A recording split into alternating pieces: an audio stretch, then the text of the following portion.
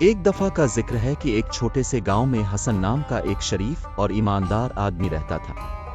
وہ سادہ زندگی بسر کرتے تھے اور ہمیشہ ضرورت مندوں کی مدد کرتے تھے۔ اپنی غربت کے باوجود حسن کو اپنی سخاوت اور اللہ سے محبت کے لیے جانا جاتا تھا۔ ایک دن ایک مالدار سوداگر گاؤں آیا اور حسن کی نیکیاں دیکھی۔ اس کی مہربانی سے متاثر ہو کر سوداگر نے حسن کی ایمانداری کو جانچنے کا فیصلہ کیا۔ اس نے حسن کے پاس جا کر اسے ایک معمولی احسان کے بدلے سونے کا ایک تھیلا پیش کیا۔ سوداگر نے حسن سے کہا کہ وہ سونے کا تھیلا ایک ہفتے تک اپنے پاس رکھے اور اس کے بعد اسے واپس کر دے۔ حسن راضی ہو گیا اور سونے کا تھیلا لے گیا، لیکن وہ لالچ سے بھر گیا۔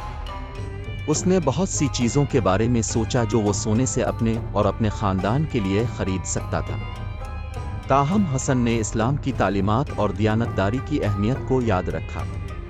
اس نے سونا رکھنے سے انکار کر دیا اور فوراً سوداگر کو واپس کر دیا۔ سوداگر حسن کی ایمانداری سے حیران ہوا اور اس سے پوچھا کہ اس نے سونا واپس کیوں کیا۔ حسن نے جواب دیا، میرے لیے اللہ کی محبت کسی بھی مادی دولت سے زیادہ اہم ہے۔ جو میرا حق نہیں ہے میں اسے اپنے پاس نہیں رکھ سکتا۔ اور سوداگر حسن کی باتوں سے اتنا متاثر ہوا کہ اس نے اسے سونے کا تھیلا تحفے میں دیا۔ اس نے حسن کی ایمانداری اور مہربانی کی کہانی بھی پھیلائی اور جلد ہی گاؤں کے سبھی لوگوں کو اس کا علم ہو گیا۔ اس دن سے حسن کو گاؤں کے سب سے معزز اور متقی آدمی کے طور پر جانا جاتا تھا، اور اللہ سے اس کی محبت اور عقیدت نے دوسروں کو بھی نیک زندگی گزارنے کی ترغیب دی۔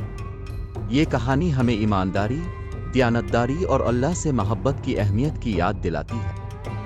ہم ہمیشہ حسن کے نقش قدم پر چلنے کی کوشش کرتے رہیں اور اپنے ایمانی اور اخلاقی اقدار سے رہنمائی حاصل کریں۔